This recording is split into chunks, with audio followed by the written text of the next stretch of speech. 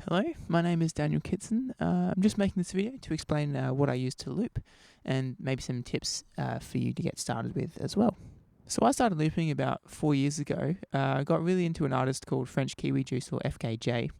And I kind of used looping to perform more fully arranged songs, but now I've morphed into doing more kind of improvised stuff, which has been what I've been uploading to YouTube for the past 6 months or so. So I've trained as a jazz musician, so I'm looking for a lot of flexibility in my setup to allow me to improvise smoothly and freely. I'd recommend any of the pieces of gear I'm about to talk about because they've served me pretty well over the time that I've been using them. I haven't had really any major issues, so that's really good.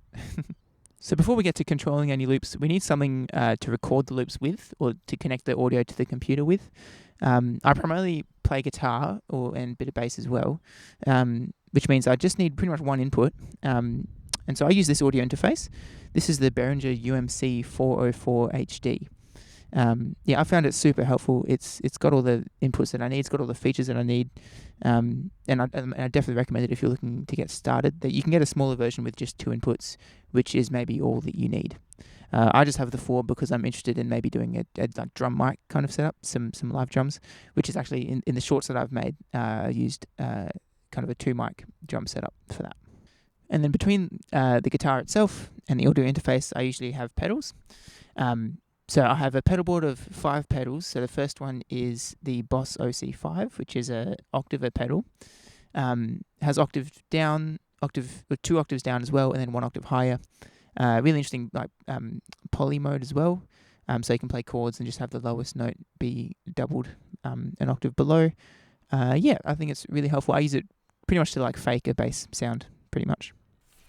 So this is the dry signal of my guitar, just going straight into my audio interface.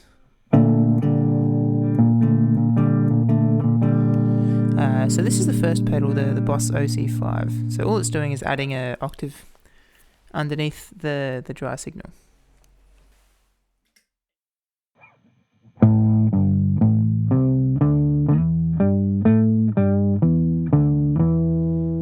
The main thing I use it for is just to fake a bass sound, pretty much. Sometimes using your fingers can be a little bit more of a kind of authentic bass sound. But yeah, that's pretty much all I use it for, really. The second pedal I have on the pedal board is the Ibanez Tube Screamer Mini. Super versatile drive sound. You can get a lot of like harsh sounds, a lot of softer sounds with it, which is great. It's also this mini kind of size as well, which most of them are. So that's just because I wanted to fit more on the pedal board itself. If they're all kind of regular sized, the bigger ones, then I could only maybe fit 4 or something. So using the mini ones, I can fit an extra one on there, which is handy.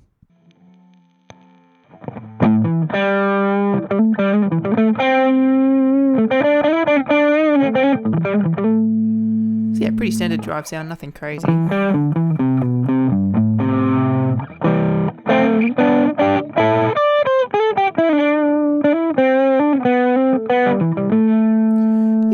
It works pretty good with more of like the back pickup on the guitar.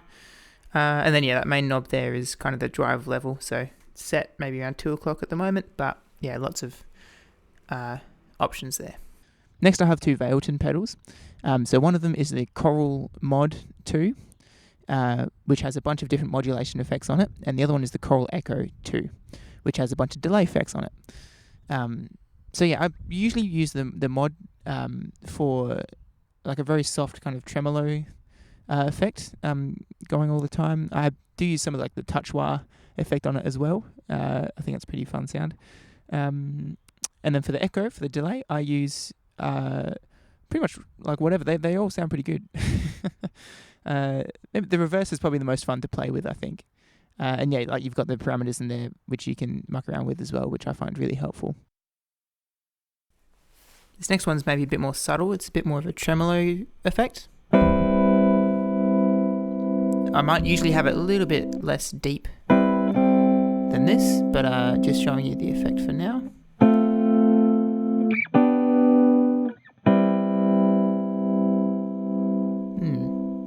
Really nice, pulsating kind of thing.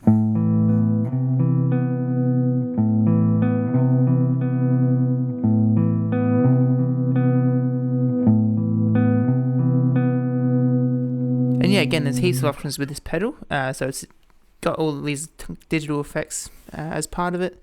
As I said, mainly use it for the tremolo, but there's a couple of other options that I'll use sometimes as well. One of those is the touch wah setting.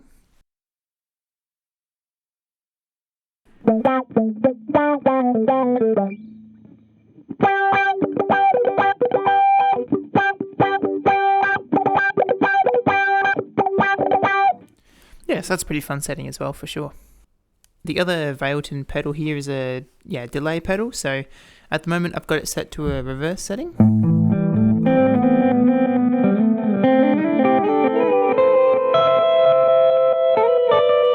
Find it works well with slides. You kind of get that sound the most. Because you kind of hear it going the other way, which is pretty cool.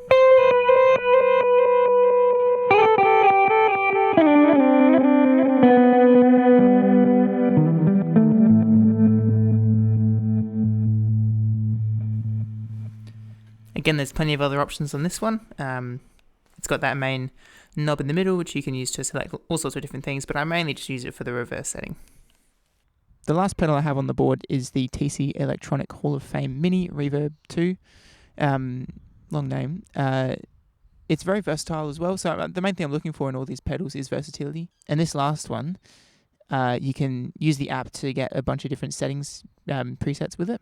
So I usually use spring reverb kind of sound, but I do like using the shimmer reverb as well. I think that's a pretty fun sound because it's got the mash kind of function, so you can press harder on the main pedal and then it becomes a slightly different effect, which I'll show you now.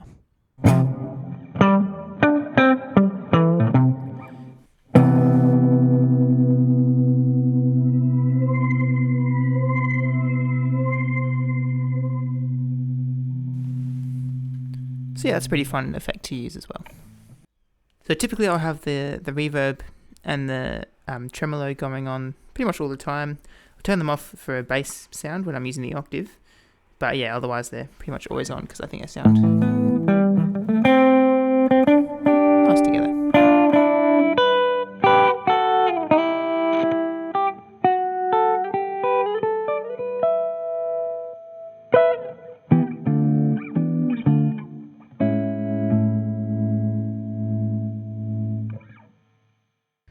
So now that I have sound going into Ableton, I need a way to control it physically. So for me, this means I have the Novation Launchpad Mini Mark III and the Arturia Minilab 3 as well. So that the Launchpad just pretty much means I can launch those clips, stop the clips, record clips with my fingertips rather than having to click around in the software, because the less clicking I can do, the better.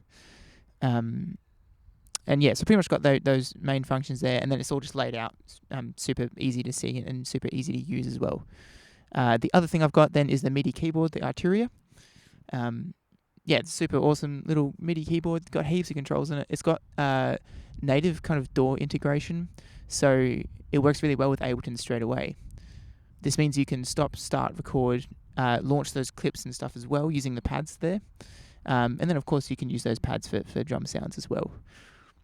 Then the keyboard obviously is just a normal keyboard. Just use that for nice MIDI sounds. Just going to try setting up some loops for you so you can see how they kind of work together. And so you can see how the clip launching works on both of them.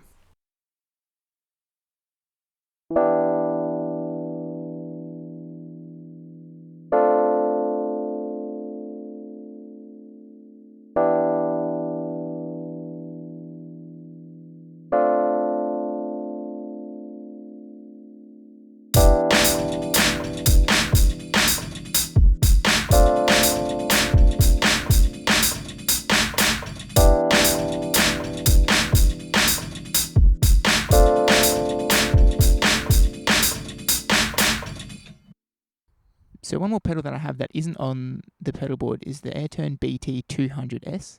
This is just a page turner. So usually you would use it to just click back and forth between pages of some sheet music that you might be reading on an iPad or a laptop or something. Essentially it's just like a little keyboard, which means you can change the keys that it's effectively pressing, and then link that to do shortcuts in Ableton, which I'll explain in a later video. Like this video if it was helpful to you. And remember to subscribe so you don't miss out on any new videos that I make.